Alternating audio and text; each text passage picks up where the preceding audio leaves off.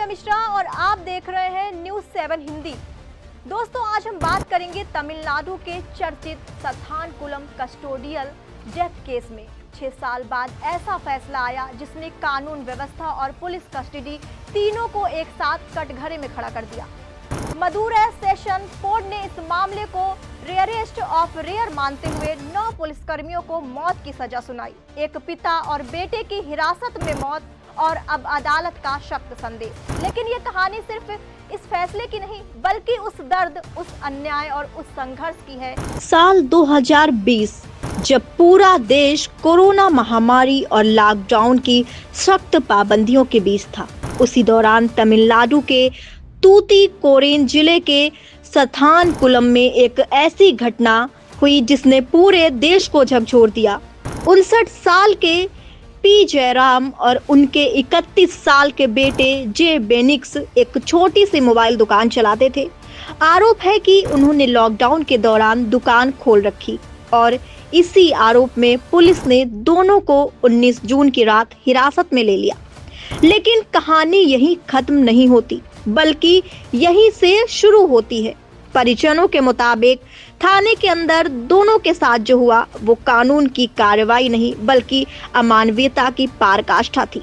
आरोप लगे कि पिता और बेटे को पूरी रात बेरहमी से पीटा गया।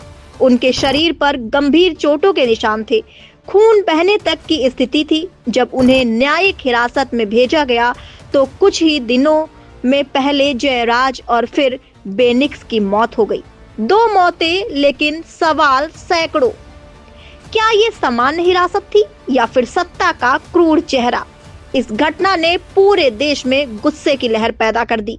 सोशल मीडिया पर आवाज उठी, सड़कों पर विरोध हुआ और पुलिस सिस्टम पर सवाल खड़े हो गए। मामला इतना गंभीर था कि जांच राज्य एजेंसी से हटाकर सीबीआई को सौंप दी गई। जांच के दौरान कई चौंकाने वाले तथ्य सामने आए। एक महिला कांस्टेबल की गवाही ने पूरे केस की दिशा ही बदल दी। उसने बताया कि पिता पुत्र को पूरी रात पीटा गया था। थाने के अंदर टेबल पर लाठियों पर खून के निशान पाए गए थे, जो इस बात की गवाही दे रहे थे कि अंदर क्या हुआ था। हालांकि जांच के दौरान यह भी सामने आया कि थाने का सीसीटीवी फुटेज सुरक्षित नहीं रखा गया। रिकॉर्डिंग अपने आप डिलीट हो जाती थी, जिससे कई अहम सबूत हमेशा के लिए खत्म हो गए।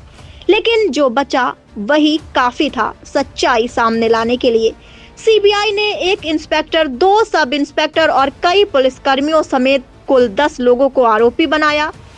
उन पर हत्या और सबूत मिटाने जैसे गंभीर आरोप लगाए गए। सुनवाई लंबी चली, गवाह आए, दलीलें दी गईं और आखिरकार 6 साल बाद अदालत ने अपना फैसला सुनाया।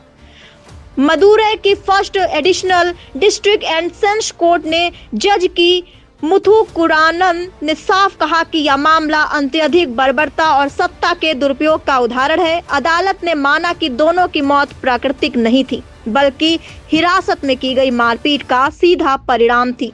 यही वजह रही कि इस केस को रेयरेस्ट ऑफ रेयर माना गया और 9 पुलिसकर्मियों की मौत की सजा सुनाई गई।